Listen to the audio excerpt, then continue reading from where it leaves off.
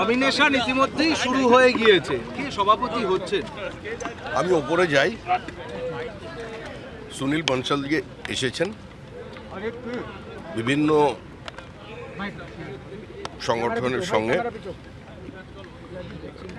সংগঠনের বিভিন্ন স্তরে আলোচনা করে তারা যাকে মনোনয়ন দিতে বলবেন, পেশ করতে বলবেন, সে মনোনয়ন। আপনি কেমন সভাপতি দেখতে চান ২৬-এর নির্বাচন সামনে?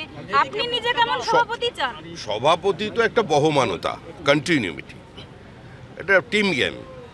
সংঘবদ্ধভাবে পশ্চিমবঙ্গের বিজেপি লড়াই করবে। যারা নতুন দলে এসেছেন, এই নতুন পুরনো দ্বন্দ্ব আপনারা তৈরি করেছেন, এসব কিছু থাকবে না। পরাজয় নিশ্চিত জেনে, জমানত বাজেয়াপ্ত হবে জেনেও যারা ঘাম রক্ত ঝরিয়েছিলেন তারাও থাকবেন, কারণ তারা না থাকলে তো আজকে দলে জায়গায় আসতো না। আর যারা নতুন এসেছেন, যারা অত্যন্ত ভালোভাবে সক্রিয় হয়ে বিজেপি করছেন, তারাও থাকবেন, ঐক্যবদ্ধ হয়ে কাজ করবে। পুরনোদেরও বুঝতে হবে যে সংগঠনে বিভিন্ন জায়গা থেকে মানুষ নিতে হয়, কুমোরটুলি থেকে অর্ডার দিয়ে আনা যায় না। ফলে সব নতুন পুরনোর বিতর্ক কিছু থাকবে না। আর এই নির্বাচনটা তো মানুষের হাতে নেই, এই নির্বাচনে আমাদের হাতে নেই, কোনো রাজনৈতিক দলের হাতে নেই।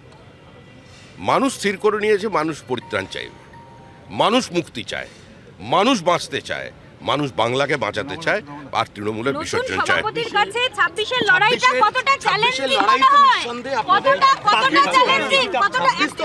আরে যিনি সভাপতি হবেন, সভাপতি হবার পরে তিনি প্রেস কনফারেন্স করবেন, তখন জিজ্ঞেস করে নেবেন, আমাকে জিজ্ঞেস করছেন।